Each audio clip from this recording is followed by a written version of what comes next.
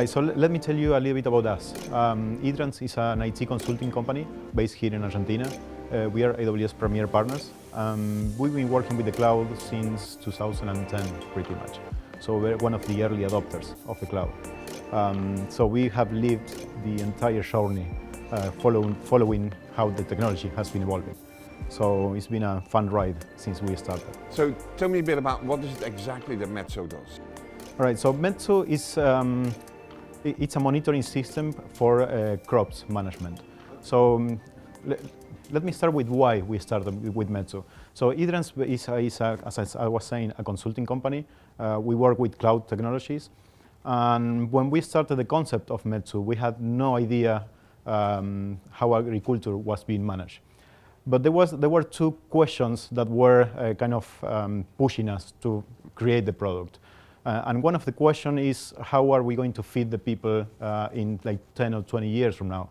As the population keeps growing and growing, many farmers are looking into ways on how to create more food for those people. So the question that not many people are asking themselves is, what will happen to the natural resources as we produce more food? Because you know that we use a lot of water, like almost 65% of the drinkable water is being used for agriculture. There are a lot of fertilizing being used for mass production. So we started with this idea on how can we answer that question. What is the impact of producing that much food? So at the beginning, as we didn't know anything about agriculture, actually we did know one thing, that for good wine, we need a good grapes. So that was the first step. We went to talk with, we knocked some doors on the wine producers. We started talking with engineers, trying to learn how they were managing the crops. And then what we did is just basically take technology and trying to gather data to help them be more efficient. So at the end of the day, what Metso does is a combination of hardware and software that produces data that we process, and we provide answers to questions for the farmers. That's pretty much the concept of the product. Is it unique for wine producers, or is it more generic than that? It's very generic. It's not only for wine producers. It can be applied to any crops that require an irrigation system to work.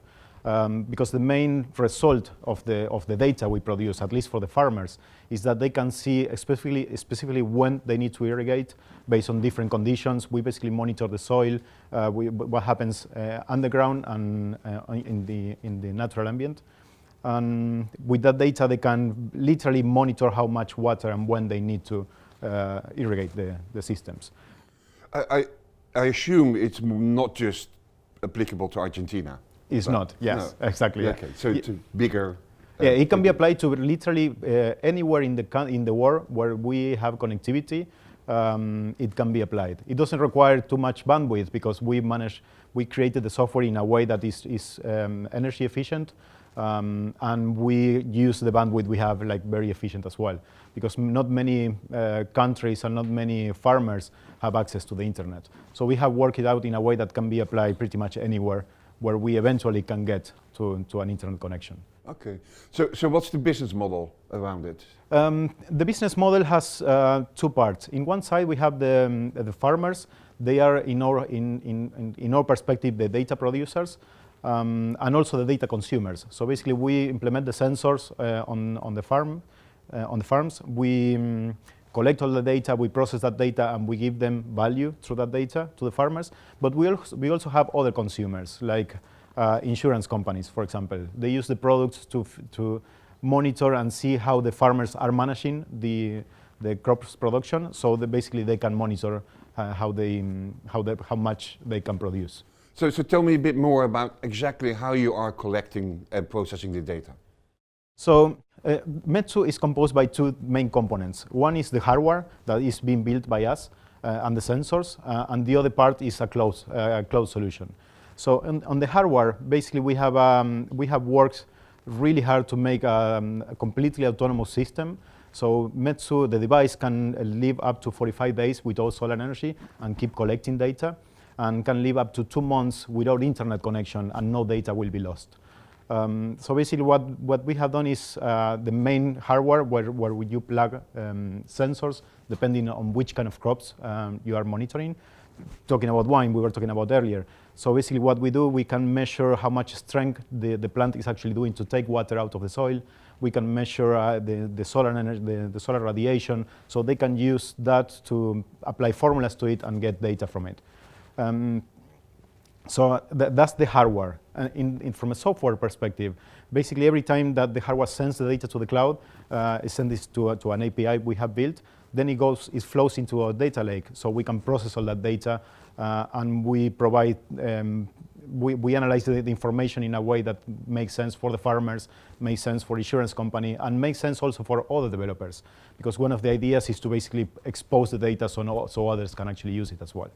Did you have already experience in building hardware, or is this your first hardware project? It was our first time, and it was very fun actually, because when we started the concept 2 years ago. Actually a little bit more. IoT was just being the buzzword at that time. So the first version of the hardware, we built it with Arduino, and it was like box like this size with a solar panel of 1 meter plus 60. And the device today is like this size with a solar panel like less than a cell phone, and a battery life that can last for like 45 days. So it's been a really fun experience, I will say. And we were lucky as well, because one of the farms actually opened the doors so we can test the product in real life as we were evolving, right? Okay. So what's a typical deployment? I mean, how many of these sensors do you place in a vineyard? Okay, so in a vineyard, the funny thing is that most people think that the bigger the vineyard, the more sensors you need. And actually, that's not the case. And that's something we learned also through this experience. Because on a vineyard, especially here in Mendoza, where they have a different type of soils in like at 800 acres vineyard, you put one per type of soil. Because what we monitor is basically the conditions of the soil, the conditions underground, and how much, how the biodynamics of that root is actually what is happening below the surface. So going to the question, in at 800 acres with like 8 different type of soils, we put 8 sensors. So it's a very cheap solution when you see the results. Actually, last week we went to Mendoza to talk with some of the farmers. Some of them have been using the product since the early stages, 2 years ago. And what they were saying is that they are able to save like 25% of water of what they used to use 2 years ago. Not even that, but not only that, but when they told us that they are applying 50% less fertilizers than before. So when you start seeing the results of the data we produce, because for us it's just data. I mean, we without the expertise they have, it's just it doesn't have any meaning. But when you see the meaning, when you see how they use it, is when we see the value of the data we produce. So tell me a bit about how much data does one of these sensors produce, let's say, on a daily basis? On a daily basis, it's not that much data, and that's something we learn as well. Because when we started with the project, we said, all right, let's collect as much data as we can. Let's do something that every second it will send us something. And what we learn, especially in agriculture, is that you don't need that granularity. You don't need, the conditions doesn't change that much. So at this point, what we are doing is every half an hour, we get one data point from each sensor. So in a typical implementation, we have probably like 100 sensors in total. So when you see the volume of data, it's not that big. What is important is understanding which data we are getting. Because, and this is something else we learn as well through the experience of talking with the engineers, is that when we started, we only have like 3 or 4 sensors. So what they were telling us is that this is great, but if you don't give me this data, I cannot use this. So we started evolving, we started interacting a lot with the farmers to understand what do they need to make decisions faster. And that's what they get right now, because last week when we were talking with these guys, I was asking, so how do you use the product? And the answer to that question was quite funny, because he said, I'm sitting on my couch watching Netflix and I get an alert. And when I get the alert, I know something is happening. I need to call to the people in the farm and basically take actions.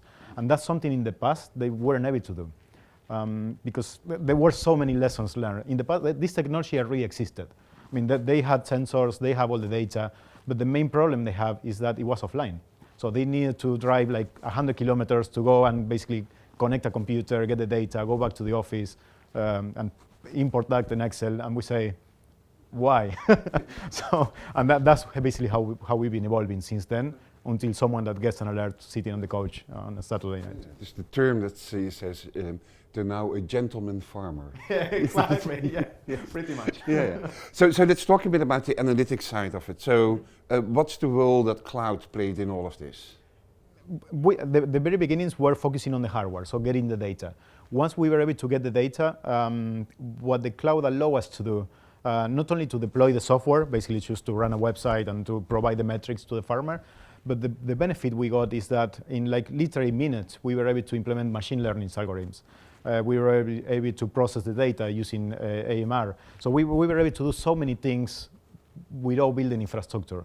So the entire solution right now is serverless. So it runs on Lambda, it runs on it uses machine learning. Basically, there are no servers involved, which means that we are very agile on changing, on evolving, adapting new technologies. I assume this is still all on the development that you're continuously innovating around it. So tell me a bit about what you're planning for the future. We see Metsu as a platform, right? So it's a platform that it has to become smarter. So what we are doing now is not only getting data from the sensors, but we also are consuming from other data sources. So like weather stations, like all the devices are geo-referenced, so we know where they are. So with that information, we can actually figure out which are the near weather stations and combine the data. So basically making the whole weather predictions smarter than they used to be. Also, we are starting interactions with satellite images. Basically, we are making the product smarter and by gathering more information. But we see the long term as a platform where people can go and consume that data. Not only the farmers, but anyone who wants to build something on top of the data. It will be basically publicly available so they can use it and make other products as well as smarter than Metsu. So at the end of the day, what we are trying to create is a community where we share data, we consume from other people that are also sharing data, and with that information basically increase the amount of data we have to process and to make predictions.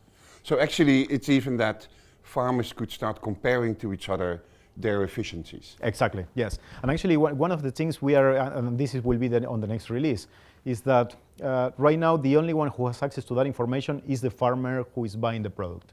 So what we want to do without exposing that farmer, because in some cases some of the practices are confidential.